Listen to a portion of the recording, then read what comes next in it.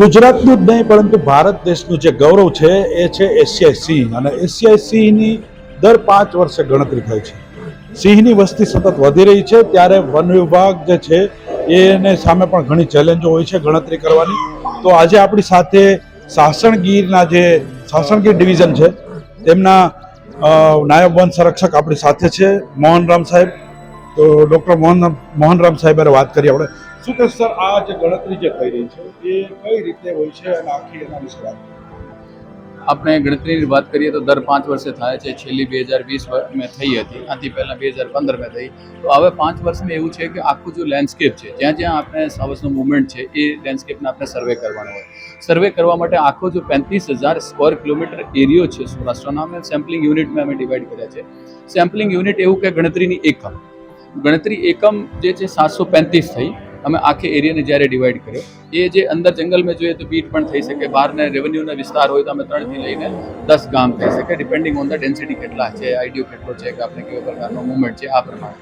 હવે એ જો છે 735 થઈ, આના ઉપર ગણતરીકાર હશે, અને દરેક સેમ્પલિંગ યુનિટમાં એક ગણતરીકાર હશે. ગણતરીકારના ભેગા અસિસ્ટન્ટ ગણતરીકાર હશે જે આને સપોર્ટ કરે, આની સાથે વોલેન્ટિયર પણ થઈ શકે. તો એક જો સેમ્પલિંગ યુનિટ આમ 3થી લઈને 5 માણસ પણ થઈ શકે, અને એ આખો એરિયો સર્વે કરશે. હવે સર્વે કેવી રીતે કરશે કે એ જશે જેવું કે એરિયા વિસ્તારમાં ગયા તો સગડ જોશે, આની હૂંફ જોશે, ક્યાંય જે વન્ય પ્રાણી છે બીજા એ અવાજ કરતા હશે, કોલ આપતા હશે, એ પણ જોઈ શકે. બહારના વિસ્તારમાં કોઈ લોકલ લોકો પણ આને બતાવ્યા હશે કે ભાઈ અહીંયા મૂવમેન્ટ થયો, રેગ્યુલર મૂવમેન્ટવાળો વિસ્તાર કોણ શું છે એ બધું આખું જોશે. એ પ્રમાણે કરીને આનો આખો ફોર્મ બનશે. ફોર્મ એવું છે કે ગ્રુપ મળી ગયો તો આની આખી ડિટેલ આવશે કે ક્યાં મળ્યો, કેવી દિશામાં જઈ રહ્યો છે, આનું લોકેશન કેવું છે, એક્ટિવિટી શું કરતો, બેસેલો હતો, મુવમેન્ટમાં તો બધો જતો હતો, ગ્રુપમાં નર માદા પાટલા બચ્ચા કેટલા છે, અને બચ્ચાવાળી માદા પણ કેટલી છે, એનું આખું ડિટેલ આવશે. હવે એ જે ડિટેલ થઈ ગયું આના ઉપર એ થયા પછી દરેકનું ઇન્ડિવિજ્યુઅલ આઈડેન્ટિફિકેશન થશે. જેવું કે અમે કીધું કે આ પુખ્ત નર છે, પુખ્ત નરનો એક ફોર્મ ભરાશે કે આના આ બોડી પર નિશાન છે, એવા પ્રકારનો કેસવાળી એવું છે, દાંત એવા છે, પીળા થઈ ગયા કે નથી થઈ ગયા, બધી પ્રકારની ડિટેલ આવશે. એ ભરીને આનો ફોટો પણ લેવામાં આવશે કે ભાઈ ડિજિટલી કેમેરા આપેલા છે, કેમેરાથી ફોટો પાડી લીધો, અને ફોટોમાં પણ આને સાથો બેસ્યું છે, બાજુ ઝૂમ ફોટો છે, અનઝૂમ ફોટો છે, બધા જ પ્રકારના. એટલા માટે અમે એવા જ કેમેરા આપવાના છે જેથી એ બધો જ ફોટો લઈ શકે છે. સાથે સાથે ફિલ્ડમાં જે રેડિયો કોલર કરેલા લાઇન્સ છે એ પણ આપણે લોકેટ કરી શકીએ કોલરથી, આનો પણ હેલ્પ મળશે. જ્યાં જરૂરત પડે ત્યાં કેમેરા ટ્રેપ પણ યુઝ કરીએ છીએ.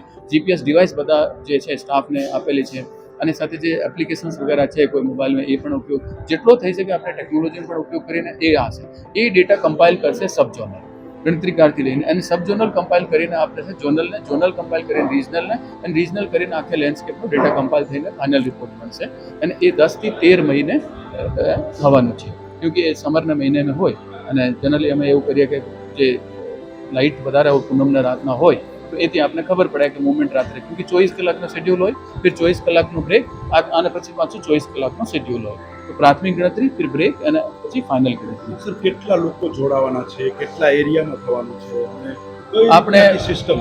સાચી વાત કરી કે હ્યુમન રિસોર્સની, તો હ્યુમન રિસોર્સ છે આપણે 3000 જેવા જે ટોટલ હ્યુમન રિસોર્સ છે એ પાર્ટિસિપેટ, જેમાં આપણે ગણતરીકાર આવી ગયા, જે ફિલ્ડના સ્ટાફ છે, આની સાથે વોલેન્ટિયર્સ આવી ગયા, એનજીઓ જો મેમ્બર્સ છે, નેશનલ યા સ્ટેટ બોર્ડ જો ઓબ્ઝર્વર્સ તરીકે આવવાના છે એ પણ છે, આપણા બધા જો વન વિભાગનો તમામ પ્રકારનો સ્ટાફ છે, એ મળીને 3000 જેવો હ્યુમન રિસોર્સ છે, જેની આખી તૈયારી ચાલી રહી છે. અત્યારે ટ્રેનિંગ અમે આપી રહ્યા છે, ફોર્મ બધા પ્રિન્ટ છે, આ બધાને જે સામાન આપવાનો છે ફિલ્ડમાં જે જરૂરિયાત છે એ બધો મટીરિયલ વગેરે પણ રેડી થઈ ગયો.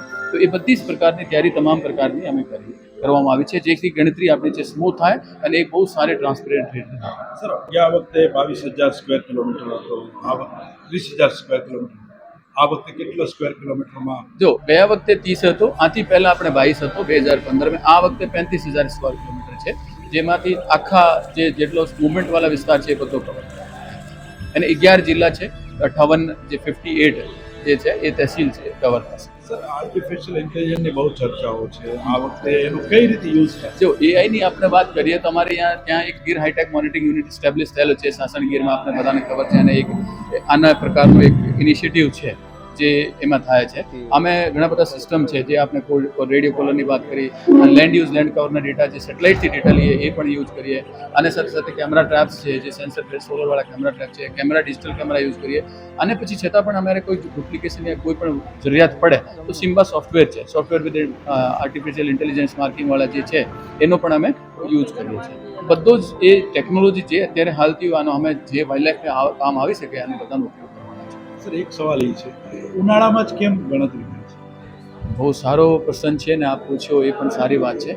આના કારણ એવું છે કે ગરમીનો સિઝન હોય તો પાણીના જે સ્ત્રોત છે એ રેસ્ટ્રિક્ટ થઈ જાય, તો જ્યાં નેચરલ વોટર છે ત્યાં અમે પોઈન્ટ જે વન વિભાગે ક્રિએટ કર્યા છે ત્યાં મળશે. બીજો, વિઝિબિલિટી, જંગલ જો અમે પત્તા વગા બધા ખરી જાય તો વિઝિબિલિટી વધારે હોય, ક્યાંય પણ સાવજ બેસ્યું હોય યા ક્યાંય મુવમેન્ટ થતો હોય તો અમે પણ ઇઝીલી આને ડિટેક્ટ કરી છે. બીજો, એક્સેસિબિલિટી હોય, જેવું કે વરસાદમાં કરીએ તો તમે જ્યાં જઈ ના શકો, દેખાય ના, શરદીમાં પણ કરો તો પણ લિમિટેશન્સ હોય, અને આપણે આને પછી પણ જોઈએ તો જે મુવમેન્ટ છે ને સાઉથમાં એમાં જોઈએ તો એટલો બધો સમરમાં પાણીના પોઈન્ટ હોય, ક્યાંય બીજા હોય એવા પ્રકારનો થતો હોય, એ પણ થોડો રેસ્ટ્રિક્ટેડ થતો હોય, તો આ જે કાઉન્ટિંગની પ્રોસેસ છે એ થોડો ઇઝી.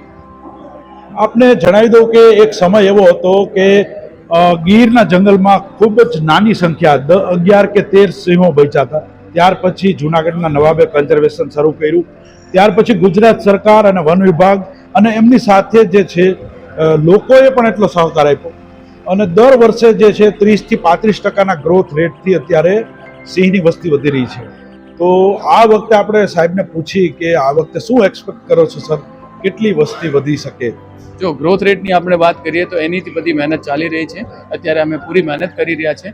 જ્યારે મઈમાં આંકડા બહાર આવશે ત્યારે જ ખબર પડશે કે કેટલી ગ્રોથ રેટ થઈ છે. હવે જ્યારે ટાઈમ નથી, આજની તારીખ જોઈએ, હવે મહિનામાં તો આવી જશે, તો ત્યારે જ ખબર પડશે કે કેટલી ગ્રોથ રેટ થઈ છે. Thank you. અમારી સાથે વાત કરવા બદલ ખૂબ ખૂબ ધન્યવાદ. આ હતા મોહન રામ, અને તેમણે આપને ગણતરી કેવી રીતે થશે એની વાત કરી. અમારી ચેનલને આ જ રીતે જોતા રહેજો, લાઈક કરો, શેર કરો અને સબસ્ક્રાઈબ કરો. નમસ્કાર.